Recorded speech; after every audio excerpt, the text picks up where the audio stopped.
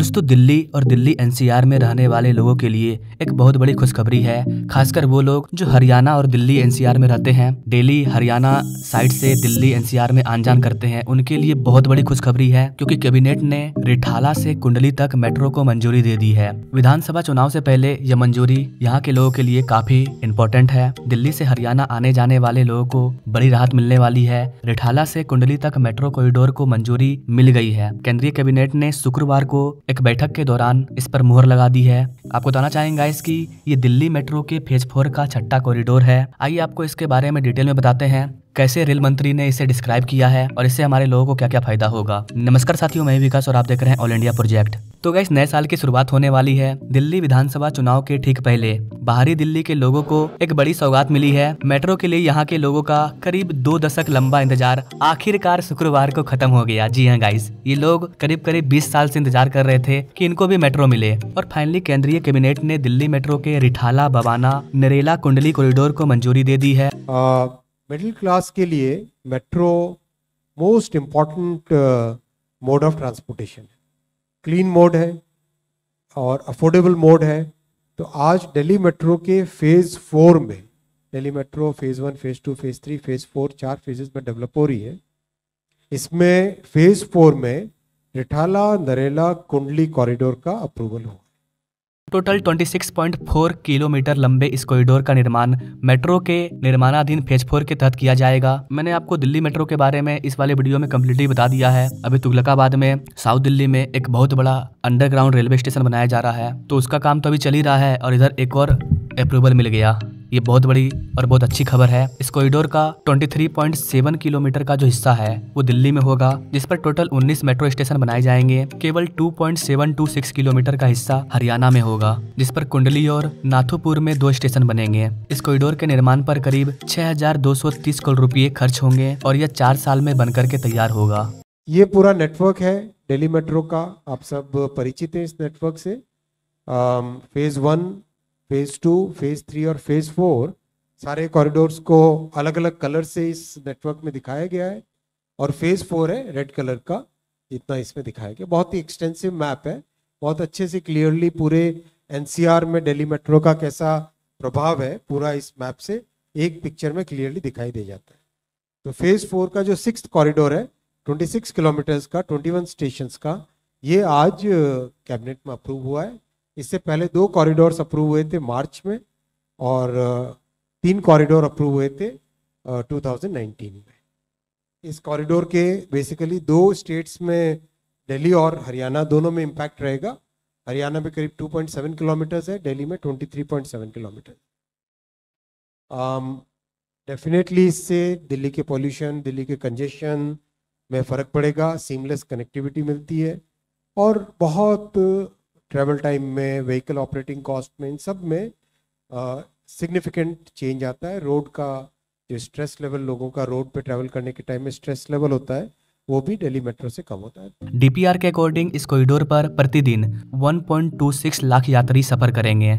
तो जहाँ पर बात लाखों लोगों की होती है, वहीं पर तो हम लोग चर्चा करते हैं। डेली हर दिन करीब 1.25 लाख लोग इस मेट्रो स्टेशन पर यात्रा करेंगे। तो ये प्रोजेक्ट काफी इंपॉर्टेंट होने वाला है। मेट्रो का यह कॉरिडोर अपने आप में कई खूबियों से लैस होगा गाइस। यह दिल्ली मेट्रो नेटवर्क का इकलौता ऐसा सिंगल कॉरिडोर होगा जो यूपी और हरियाणा दोनों को आपस में जोड़ेगा। गाजियाबाद के शहीद स्थल नया बस अड्डा से दिल्ली के रिठाला के बीच वर्तमान में संचालित मेट्रो की रोड लाइन को रिठाला से ही आगे बवाना और नरेला होते हुए हरियाणा के कुंडली और नुत्थुपुर तक लेकर के जाएगा। इसके चलते मेट्रो की रेड लाइन की कुल लंबाई बढ़कर के 60 किलोमीटर हो जाएगी और इसके स्टेशनों की संख्या भी बढ़कर के 50 हो जाएगी। जी हाँ गाइस, यहाँ पर आपको बता देगा कि यह मेट्रो नेटवर्क का चौथा ऐसा कॉरिडोर होगा जो हरियाणा और दिल्ली को आपस में जोड़ेगा। अभी मेट्रो की येलो लाइन हरियाणा के गुरुग्राम तक, ग्रीन लाइन बहादुरगढ़ तक और वायलेट लाइन बल्लभगढ़ तक जाती है। इस चौथी लाइन के भी 2 स्टेशन कुंडली और नाथुर हरियाणा में होगी, जबकि बाकी के स्टेशन दिल्ली में होंगे।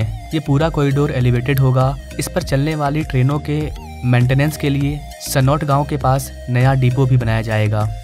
ये इस कॉरिडोर का पूरा डिटेल है। रेड कलर की लाइन में अगर हम देखें, ये रिठाला स्टेशन है। यहाँ पे रिठाला से आगे बढ़ के ये सारे स्टेशन है, Rohini sector 26, Rohini sector 31, Rohini section 25, ये इंटरचेंज रहेगा यहाँ पे। 32 सेक्टर, रोहिणी सेक्टर 36, फिर Barwala, Rohini sector 35, sector 34, Bawana industrial area 1, sector 3 and 4, Bawana industrial area 1, sector 1 and 2, फिर Bawana JJ colony, Sanoth, new Sanoth, depot station, इस पे डिपो रहेगा, फिर भोरगढ़ विलेज, फिर अनाज मंडी नरेला, फिर Narela DDA sports complex, Narela sector 5, कुंडली और आगे नाथुपुर। ये कंप्लीट आपके सामने पूरा मैप है और टेक्निकल डिटेल्स है। ये इम्पॉर्टेंट इसमें जो पॉइंट है आपने सभी जगह देखा है, काफ़ी सिग्निफिकेंट चेंज आएगा फेयर कलेक्शन टेक्नोलॉजी में। क्यूआर कोड वाला मेथड भी आगे, जैसे आपने देखा अभी तक दिल्ली मेट्रो में कई जगह चालू हो गया है, अभी ये एक स्टैंडर्ड बन जाएगा। सीबीटीसी सिग्नलिंग सिस्टम जो कि एब्सोल्युटली मॉडर्न सिस्टम है वो लगेगा और सारे पैरामीटर्स पे this will be again one of the world class parameters. आपको बता देगा इसकी रिठाला कुंडली कॉरिडोर को इसी साल जून में वित्त मंत्रालय के तहत काम करने वाले पब्लिक इन्वेस्टमेंट बोर्ड ने वित्तीय मंजूरी दी थी, जिसके बाद दिल्ली सरकार ने इसके निर्माण के लिए सैद्धांतिक मंजूरी दे दी थी। अब फाइनली बात था कैबिनेट गवर्नमेंट का, तो रिठाला बवाना नरेला कॉरिडोर पहले से ही मेट्रो के फेज 4 का हिस्सा था, लेकिन बाद में इसे हरियाणा के कुंडली तक एक्सटेंड करने का डिसीजन लिया गया। मैंने हरियाणा वाले कई वीडियो में आपको बताया होगा। इस कॉरिडोर की लागत कम करने के लिए इस पर लाइट मेट्रो चलाने का भी विचार किया गया है, लेकिन उस पर अमल नहीं हो सका। बाद में फुल फ्लैश्ड एलिवेटेड लाइन बनाने का फैसला लिया गया है। पिछले 1 साल में दिल्ली के उपराज्यपाल वीके सक्सेना भी बाहरी दिल्ली में नए शैक्षणिक और औद्योगिक संस्थान खोलने के लिए विशेष पहल करते आ रहे हैं, ताकि इस इलाके का भी विकास हो सके। पब्लिक ट्रांसपोर्ट की कनेक्टिविटी का अभाव इस पहल को आगे बढ़ाने में भी रोड़ा बन रहा था। इसी के चलते इस इलाके में डीडीए के सैकड़ों फ्लैट्स भी लंबे समय से खाली पड़े हैं। चूँकि बाहरी दिल्ली में बसों की कनेक्टिविटी भी बहुत कम है, ऐसे में यहाँ के ग्रामीण इलाकों में रहने और औद्योगिक इलाकों में काम करने वाले जो लोग हैं वो लंबे समय से मेट्रो की मांग कर रहे थे और अब उनकी मांग पूरी होने वाली है। शुरुआत में मेट्रो के फेज 1 में ही रिठाला से आगे बरवाला तक मेट्रो ले जाने का प्लान था, लेकिन उस वक्त मध्य दिल्ली में मेट्रो की ज़्यादा जरूरत को देखते हुए इसका फंड ब्लू लाइन के एक्सटेंशन में इस्तेमाल कर लिया गया।